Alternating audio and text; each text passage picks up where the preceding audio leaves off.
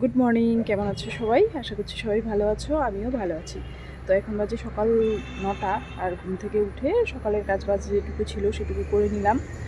আর এখন হচ্ছে ভাত বসাবো, কারণ ছোট ছেলেটার আজকে পরীক্ষা শেষ। ওর পরীক্ষা আজকে সকালবেলা, এতদিন তো ছিল বিকেলবেলা, তো আজকের পরীক্ষাটা সকালবেলা। সকালবেলা বলতে 11টা থেকে, ওই জন্য রান্নাবান্না করতে হবে। আর আজকে ওই শাশুড়ি মাকেও ডাক্তারের কাছে নিয়ে যেতে হবে ওই 10:30টার দিকে। তারপরে আবার বিকেলের দিকে ওর বাবা আর হচ্ছে ছোট ছেলে দুইজনকেই ডাক্তারের কাছে নিয়ে যাব আবার। মানে আমি বাদ দিয়ে সবাইকেই আজকে ডাক্তার দেখানো হবে। এই এক একজনের টাইম এক এক রকম আর কি, ওই জন্য সকাল সকাল রান্নাবান্না ঝামেলাটা শেষ করব। আর এদিকে গাছে ফুল ফুটে আছে, ফুলগুলোও তুলতে হবে। আর আকাশটা মেঘলা হয়ে আছে, মাঝে মাঝে ঝিরিঝিরি বৃষ্টিও পড়ছে। তো এখন আর দেরি করলে চলবে না, এখন গিয়ে ভাতটা বসিয়ে দিই। আর এই যে, হ্যাঁ, কালকে রাতে বাসন টাসন মেজে রাখা হয়নি, সকালবেলা উঠে এগুলো মাজলাম, চা ঠা খাওয়া হয়ে গেছে। তো এখন ঝটপট ভাতটা বসিয়ে দিই, না হলে অনেকটা দেরি হয়ে যায়। ভাতের হাঁড়িতে জল ঢল দিয়েই রেখেছি।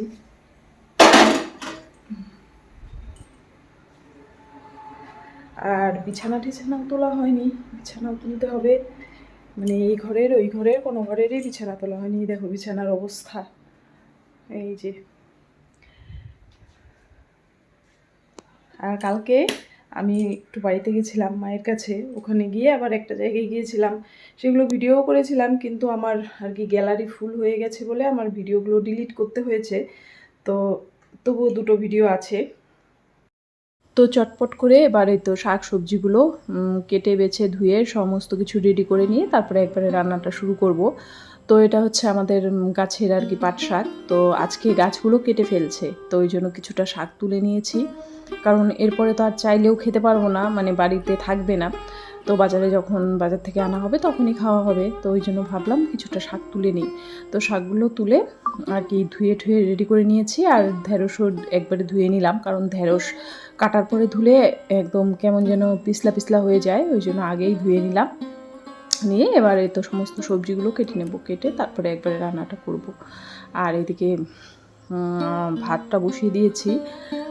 আজকে আর ডাল ঠাল করবো না। মাছ আনতে চাইলো, আমি বললাম যে না, আজকে আর মাছ টাছ খাবো না, কারণ ওই রোজ রোজ মাছ খেতে ভালো লাগে না। আজকে একটু মানে ডাল ভাত না খেলেও আর কি মাছটা খাবো না।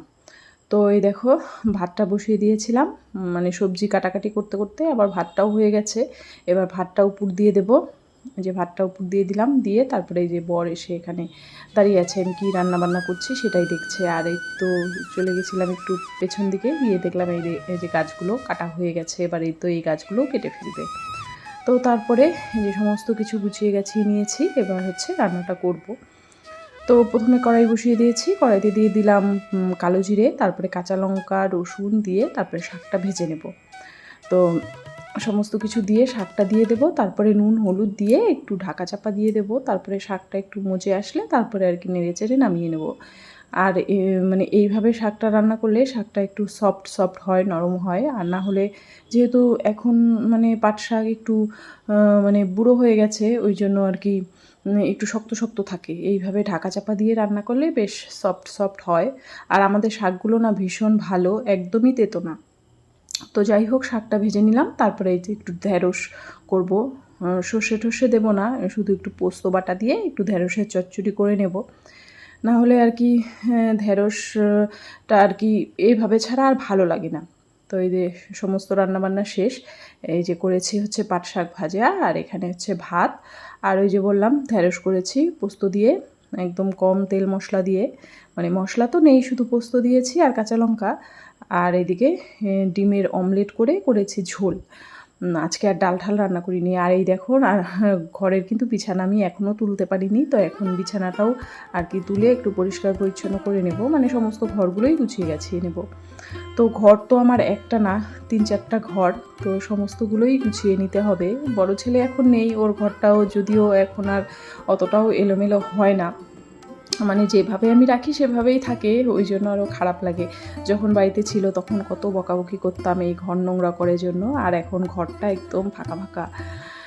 কি আর করব, কিছুই করার নেই। হ্যাঁ, ছেলেকে তো আর কাছে ধরে রাখলে ওর ভবিষ্যৎ তৈরি হবে না। ভবিষ্যতের কথা চিন্তা করলে তো ওকে আর কি থাকতেই হবে, যত কষ্টই হোক। এটাই আর কি। তো আমার কষ্টটা যতটা না হয়, আমি তো কাজকর্মের মধ্যে থাকি, অতটাও আর কি মনে হয় না। কিন্তু ওর বাবা ভীষণ আর কি মনে পড়লেই কান্নাকাটি শুরু করে। তো এই দেখো, তারপরে তো কালকেই বললাম শাশুড়ি মার শরীরটা খারাপ। তো আমি তাড়াতাড়ি স্নান ধ্যান করে আর কি তার মাঝে অনেক কাজ করেছি, ঘর মোছা, তারপরে বাসন মাজা, সমস্ত কিছুই করেছি। করে ঠোরে তারপরে স্নান টান করে এই যে শাশুড়ি মায়ের ঘর, এটা শাশুড়ি মায়ের পুজোর ঘর। তো এখানেও পুজোটা দিয়ে নিলাম, কালকেও দিয়েছি, কালকে আর তোমাদেরকে দেখানো হয়নি। তো আজকেও পুজো শেষে একটু ভিডিও করে নিলাম। তো এই ঘরের পুজোটা দেওয়া হয়ে গেল। এবার হচ্ছে আমার যে লক্ষ্মী ঠাকুর আছে ঘরে, সেটা তাকেও আর কি পুজো দেব, দিয়ে তারপরে আর কি খাওয়া দাওয়া করব। তো এই দেখো, ওই ঘরের পুজোটা দিয়ে তারপরে এই ঘরের পুজোটাও দিয়ে নিলাম। তারপরে এই যে শাশুড়ি মায়ের ডাক্তারের কাছে নিয়ে যাবে, তো ওই জন্য আর কি ওনাকেও একটু রেডি করে দিচ্ছি। আর উনি না মানে বিয়ের পর থেকেই দেখছি মানে ঠিকঠাক করে শাড়ি ঠাড়ি পরতে পারে না, সবসময় পরিয়ে দিতে হয়। তো বেশিরভাগ সময় আমিই দেই, কারণ আমি তো থাকি কাছে। আর যখন দিদিরা থাকে, মানে আমার ননদরা থাকে, তখন ওরা পরিয়ে দেয়। আর এখন ভাগ্নিরা বড় হয়েছে, ওরা যদি থাকে ওরাও পরিয়ে দেয়। তো এই যে শাড়ি ঠাড়ি পরিয়ে রেডি করিয়ে দিচ্ছি। তো অনেক শাড়ি আছে, কিন্তু সেগুলো আর কি মানে ভীষণ মানে ভারী ভারী শাড়ি। তো ওই জন্য একটা হালকা পাতলা সুতির শাড়ি পরিয়ে রেডি করে দিলাম। আমি আর যাব না। আমার আবার ছেলেকে নিয়ে ডাক্তারের কাছে যাওয়ার কথা ছিল, শেষে আমি আর যাইনি, ওর বাবাই গেছে। আর দেখো, ডাক্তার ঠাক্তার দেখিয়ে, বাবা ছেলে দুজনে ডাক্তার দেখিয়ে এই যে KFC থেকে বার্গার, তারপরে চিকেন পপকর্ন, তারপরে কোল্ড ড্রিঙ্কস, তারপরে কি বলে ওই ফ্রেঞ্চ ফ্রাই, এইসব নিয়ে এসেছে। তো ছেলে ওগুলো খাচ্ছে, আমাকে বলছে খাও। তো আমি তো চিকেন খাই না, ওই জন্য আমি খেলাম না। তো বিকেলবেলা চুল ঠুল বেঁধে নিলাম। গুড ইভিনিং, এখন বাজে সন্ধ্যে 7:30। তো চা ঠা খেয়ে তারপরে ওই ভিডিওটা এডিট করলাম, ভিডিওটা পোস্ট করলাম। একটু তাড়াতাড়ি পোস্ট করলাম, কারণ আমার একটু কাজ আছে। তো আমি এখন এই খাতাপত্র নিয়ে একটু যাব পাড়াতে, পাড়া বেড়াতে। কারণ ওই আমাদের স্বরোজগার আর কি যে গোষ্ঠী আছে, সেখান থেকে আমাকে কতগুলো কাগজপত্র দিয়েছে। মানে আমাদের দলে 11 জন আছে, তাদের মানে কিছু ডকুমেন্টস নিতে হবে, তাদের সই সাবুত নিতে হবে, নিয়ে আজকেই রেডি করে রাখতে হবে। আজকে বিকেলের দিকে আমাকে দিয়ে গেল, কালকে সকালবেলা ওরা আসবে নিতে। তো সকালে তো আর বাড়ি থেকে বেরোতে পারবো না, ওই জন্য ভাবছি যে এখন যদিও আর কি 7:30 পৌনে 8টার মতো বেজে গেছে, তবুও এই কাজগুলো এখনই করি। মানে আমাদের আশেপাশে যে কয়জন আছে সেগুলো কমপ্লিট করে রাখি, কারণ এই দায়িত্বগুলো আমাকেই দেওয়া হয়। তো কী আর করব, এত ঝামেলার মানুষ আমি, তার মধ্যে এরাও আবার ঝামেলা দিয়ে রাখে। তো যাই হোক, এগুলো এখন একটু যাব, গিয়ে সবার কাছ থেকে একটু লেখালেখি করে নিয়ে এসে মোটামুটি দেখি কতটা কি কমপ্লিট করতে পারি। আর এইদিকে রান্নাঘরে আটা ঠাটা মেখে রেখে গেছি। তরকারি তো দুপুরবেলাই করে রেখেছি, আর আটা মেখে রেখেছি। এটা এসে তারপরে রুটি করব। আস্তে আস্তে মনে হয় রাত 10টাই বেজে যাবে। তো ঝটপট যাই, কর্ম সব করে আসলাম। লেখালেখি যা ছিল, এখন বাজে পৌনে 10টার মতো বাজে। আর এই যে ফ্রিজ থেকে সবজিটা বের করে রাখলাম। আর এখানে আমি আটা মেখে রেখেই গেছি, জানি আসতে দেরি হবে, ওই জন্য আটাটা মেখে রেখেই গেছি। এখন হচ্ছে রুটি করব। আর এই সবজিটা দুপুরবেলাই করেছি। আর আম কাটবো, কলা আছে, এই দিয়ে রাতে আর কি খাওয়া দাওয়া হবে।